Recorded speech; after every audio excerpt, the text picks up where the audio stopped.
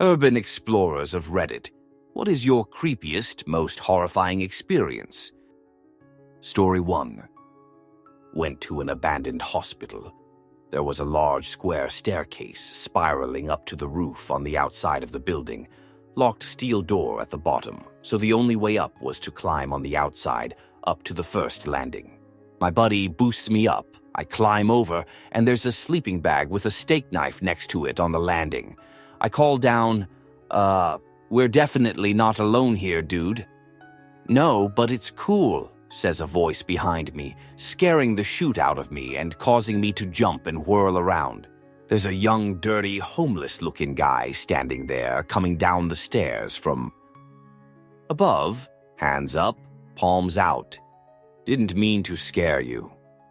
He takes a seat on the stairs, so I carefully step on the handle of the steak knife, lean over the edge, and pull my friend up. We had planned to sit on the roof and drink beer, so we offer homeless guy a beer, which he gratefully accepts, and we shoot the chute on the landing for a while. We're talking about the city, the cops, traveling, life in general. He's basically a drifter, been in town for a week or so, but a nice guy.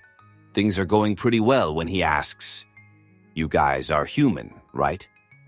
I fudge dislike it when I meet people that end up being aliens, and you never know until you peel their skin off. They've been after me a long time. You know, they don't stop. They never stop. Sometimes I think I should just eliminate everyone to be safe. He's definitely not joking, and there's an uncomfortable silence as my friend and I realize this guy is fudge crazy. "Yeah, man," I say. "We're human. We just wanted to check out the place and drink some beer.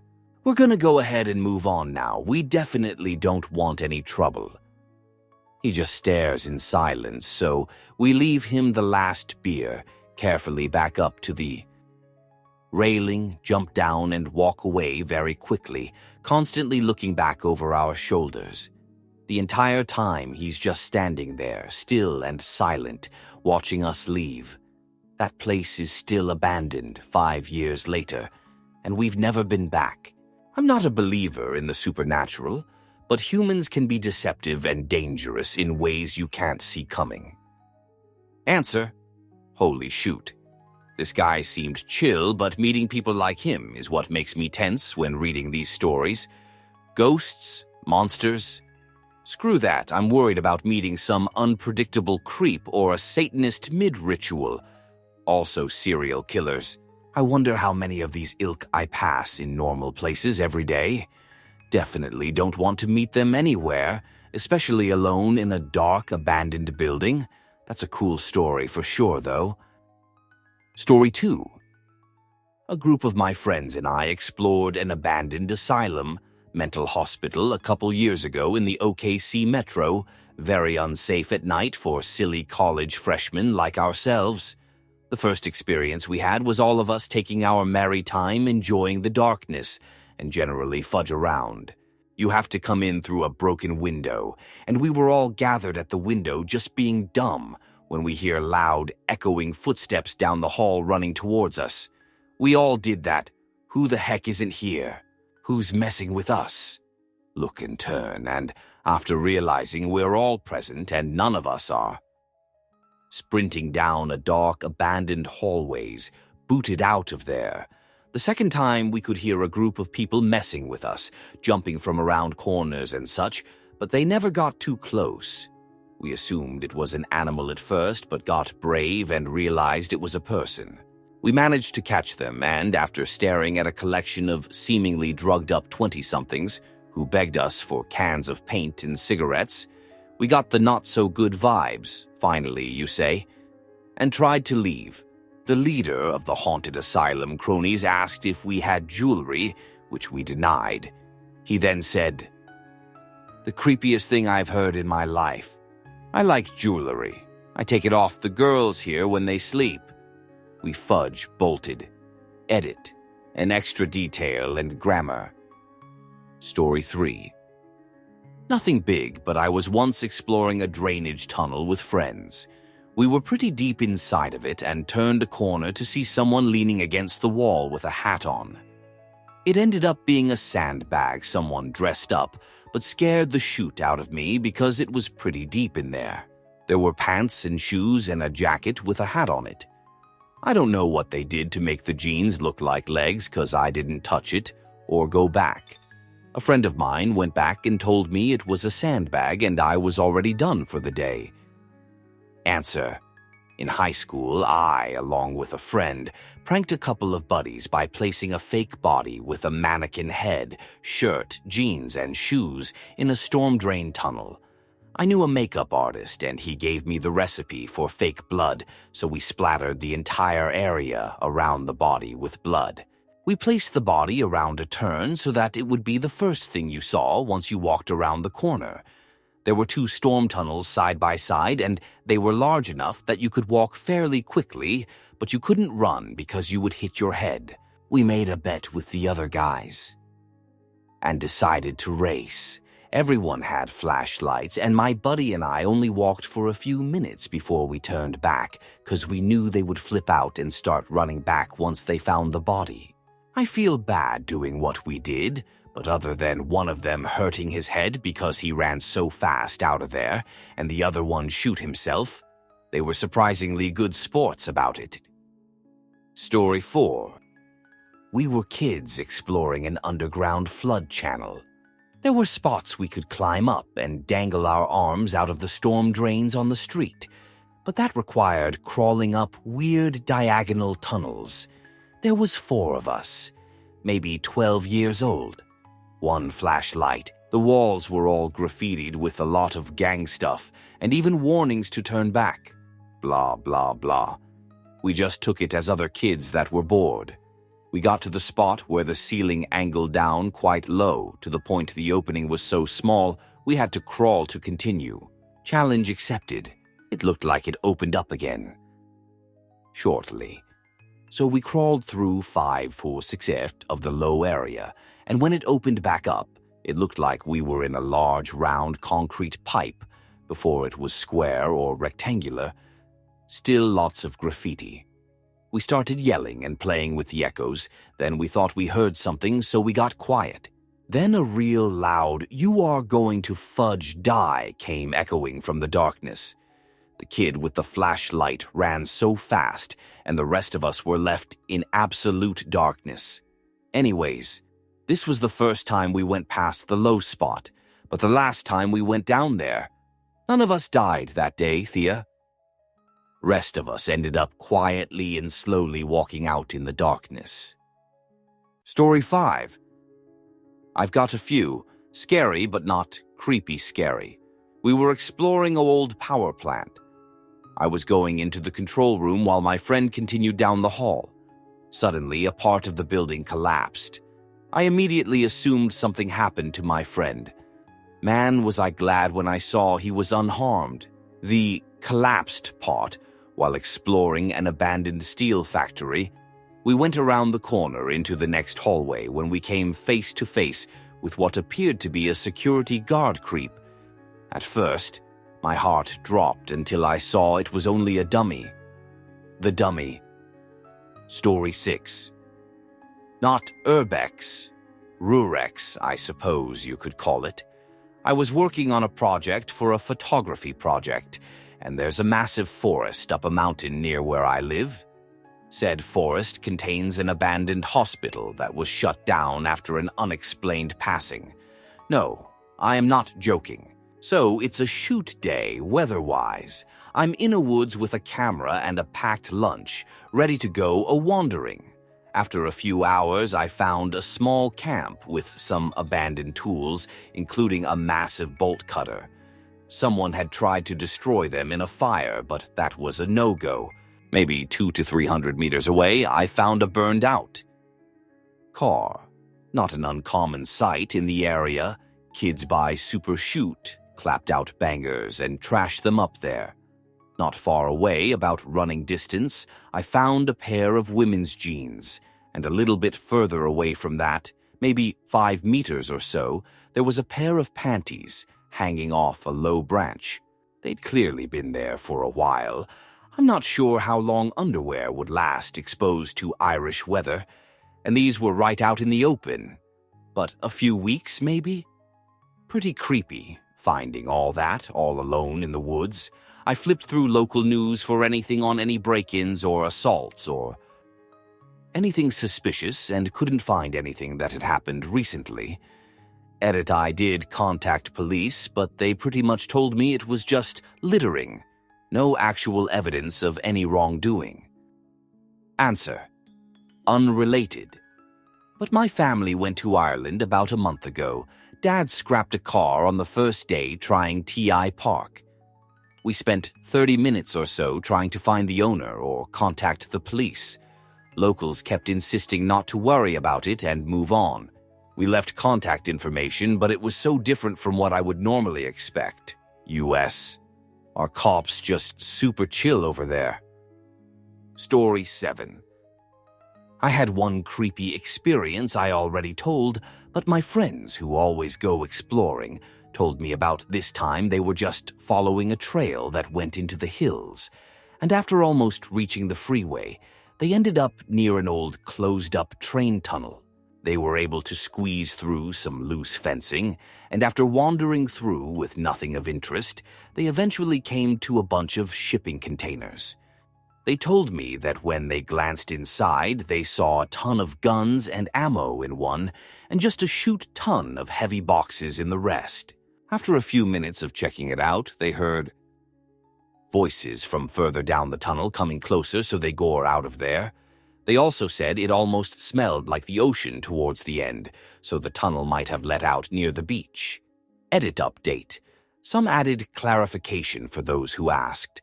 The place they hiked to was somewhere between Santa Barbara and Oxnard in California, as they stopped on the 101 going southbound and started their hike and ended up returning to the car and going to Oxnard at the end of the day. They made a report to the police, but I haven't heard of anything coming of that on the news or otherwise. Also, some people said it might be smugglers, but given that the crates were unlocked, the tunnel was unguarded, and it was accessible to anyone who wandered out there, I doubt that's the case. If it was, they were either just about to take off or they were really stupid. Story 8. Rural area. Landscape photography.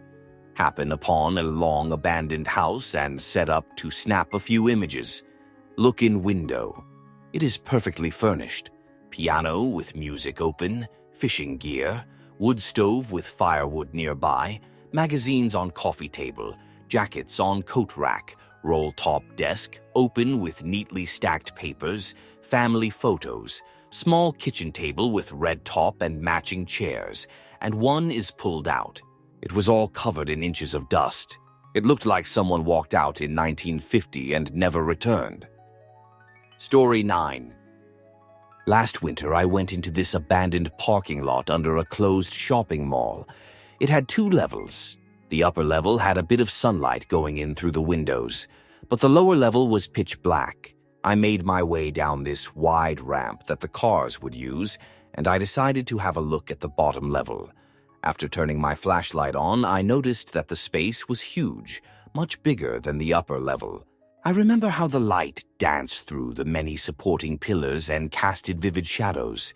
I said hello, and I'm just taking a look around, just to make my intentions clear, but was met with no response. So I decided to walk around for a bit, but couldn't see anything of interest, just a lot of junk, some empty old bottles, but nothing that might indicate someone living or hanging around there.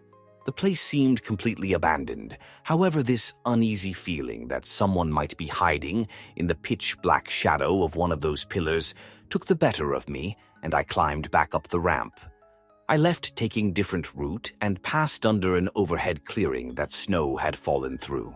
Just as I was about to hop the fence and leave, I noticed that the patch of snow that had formed had footprints in it. I know this doesn't really sound horrifying when you read it, as the logical explanation was that some poor chap had probably taken shelter from the cold inside the lot. but still being there creeped the hell out of me. Answer: I was about to post a similar story, but this thread is old, so I'll just tack on to yours. Years ago, I stopped at an abandoned gym in broad daylight and hopped a fence to get inside with two of my friends. There was a derelict pool out back and a sliding glass door that was wide open, so we went inside and started taking some pictures. I had my tripod, so I set up a few shots. Nothing serious, the place wasn't gorgeous or anything. We were there for about 10 minutes when we walked into a large room with high ceilings, and I start taking a look around. Suddenly, I see that in the corner is a man about 35, seated and facing the wall. He has not moved and is not reacting to our presence, despite the fact that we are talking. Immediately, I think, fudge, we found a dead body, and now we have to admit we were trespassing. But as I approached, he finally turned around. He was clearly gone. I'm not sure if it was heroin or benzos or what, but he was in La La Land. I wanted to say something non-threatening, but I was also a bit nervous, so I blurted out, "We're just explorers." That's what my brain chose at that moment. We're just explorers. Like I'm Fudge Vasco da Gama or something. Anyway, the dude didn't say much and just kinda nodded, so I set up my tripod and took a few shots. I asked him if he was okay or needed anything, and he gave us a thumbs up, so we just went on our way. Was never really scared so much as shocked, likely because it was broad daylight and there were 3 of us, so it wasn't so much creepy as WTF. Here's some random shots from that trip. Story 10. Went to a closed-up mental hospital in my city with some friends at night. Everything was cool until we got to the basement, where there were 5-meter wide and 4-meter high lit tunnels, going far to both directions. We headed down one end and found a huge active generator. Then we went the other way, and as we were about to hit another intersection, we saw 2 men wearing full green attire and face masks walking at the end of one of the corridors at 2 a.m. We got out of there real quick. Story 11. Went to an abandoned retirement home-assisted living facility. Turns out it became the home to a group of crazy homeless meth addicts and one very angry raccoon. They did not like trespassers. Answer: when little Timmy crept behind to take a glance around, he never did expect to find the nasty folks he found. Their faces grinned with grim delight, and where they crouched and hid, their voices called from out the night and cried, "We'll catch ya, kid." He made away with haste, and soon he swiftly raced outside, but Timmy missed the pissed raccoon, and Timmy Fudge died. Story 12. I was exploring a certain abandoned mill near a large city on the coast with a friend. We snuck in, messed around a bit, and realized that we only had one flashlight. Took turns, weird noises, dark inside because there's no power, evidence of homeless occupation and empty needles. Real horror game material. We come up stairway and turn a corner. Ahead is a walkway bridge, aka the way to the rest of the building. To the right is a pitch-black room that doesn't feel very nice. As we walk towards the bridge, the flashlight picks out a sign that says, "To Hell," and points towards this dark room. We didn't go in. Didn't feel right. Answer: I know exactly where you were. I've been in the To Hell room. It was just more of the same. There were no needles when I was there, though. You must have been in after the opioid epidemic got bad. Edit. Oops. My memory was wrong. I was apparently in a different abandoned mill near a large city on the coast. My mill just has a torture chamber, not a portal to hell. This was the sign I saw. Story 13. My friends and I used to explore this old factory processing plant. No idea what it was originally. Anyway, it had lots of underground sections which were pitch black, even a couple of meters from the entrance, but which also required going down a flight of stairs.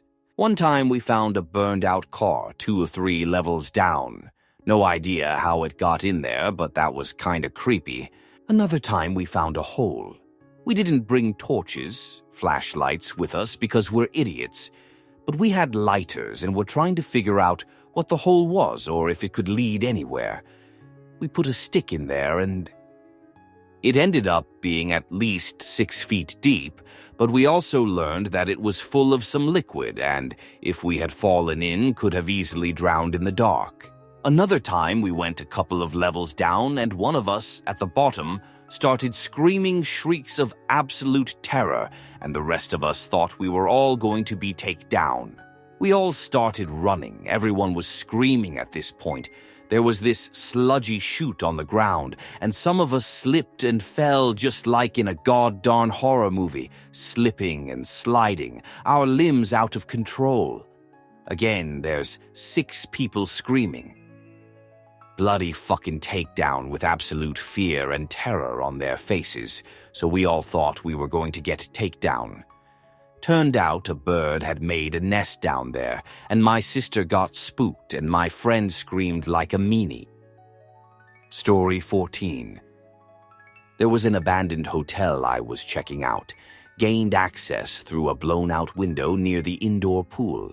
Smells like passing inside. Come to find a couple of bloated dead deer in the slime collected towards the deep end of the pool.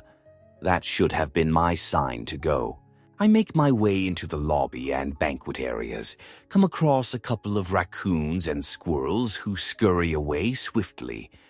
Everything is destroyed. Even the reception desk has been ripped in half. Nothing interesting to photograph. Just trash. Neat little piles of trash. After a bit of searching, I find the stairwell. There's an odd noise coming from above that I brush off as rain.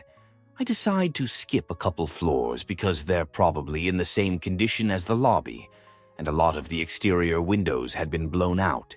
I get to 4 and open the door, not worried about noise as I'm confident that I'm the only sober person on premise, of not the only person. As I pull the door open, the rain noise suddenly ceases. Completely. I point my flashlight down the hallway and see hundreds of geese poke their heads out of the guest rooms. I remember the moment where nothing moved and we just stared at each other as, lasting several minutes, though I'm sure it was about 10 seconds.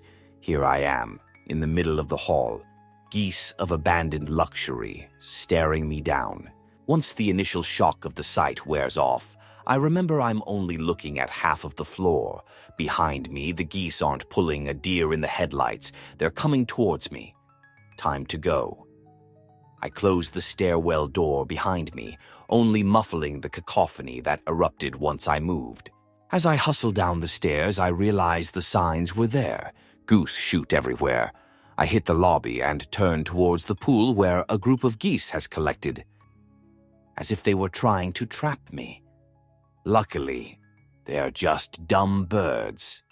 I got out to find the exterior of the hotel swarming with the fuckers. There was one lone sentinel standing on the roof, honking out a shrill command that the perimeter had been breached. I should have stayed to get more pictures, but I was done, covered in filth from a slip down the stairs, and didn't feel like collecting fresh shoot from the dive bombers circling overhead. I did get this, though. Edit. Thanks for the gold. Also, a few more frames for those curious. Story 15. Exploring an abandoned construction site. It's a site out in redneck country that's got a bunch of old construction vehicles getting overgrown with plants, and my GF and I decided to go check it out, see what it's all about. We look around and don't see a whole lot. It's about to rain, so we decide to head out. As we are getting in my car, my GF freezes and says, "There's a guy in the woods watching us." I shoot myself and ask if she's sure. She repeats herself and says he saw her see him and laid flat on the ground to hide himself. Noped out of there real fudge quick. Answer: I live in a large African city which still has a fair amount of undevelopable space, and one rule to remember is that there is always someone else there that you may not see. There are people who sit alone very quietly, in bushes or between boulders and other such places. They are, I think, harmless and don't do anything, but what they are doing has been a mystery to me for the 10 years I've been here. Most of them are too well-dressed or well taken care of to be homeless. One thing that is annoying is that they stare at you, or at least they don't hide the fact that they are watching you. I swear if there was some completely inaccessible cave high up in a cliff here, requiring professional scaling equipment to enter, they would find a local African guy just chilling inside with no discernible means of how he got there. Story 16. I went to the abandoned living complex in PA called Concrete City, walked around a bunch of the buildings and stuff. At one point, one of my friends yelled, "Rich, come here." I ran over, and there they were, 2 little kittens in a staircase with the word Cloud Swag spray painted above them. We brought them home, and I kept one. He still terrorizes me every day. 3. Story 17. When I was in college, a few friends and I went to this local abandoned hotel. It was a swanky place back in like the 50s, but had just been sitting around abandoned and fenced off ever since. We walked by and saw an open window on a second-story ledge and ended up finding an old wooden ladder nearby on the property. We went in and hung around and saw a bit of great graffiti. The whole place was trashed with actual garbage as well as bits of the building that were falling apart. We made it up the staircase to the 3rd floor, looking in each of the rooms. The area we were in used to be the housing for the staff of the hotel. The 3rd floor was covered in garbage from throughout.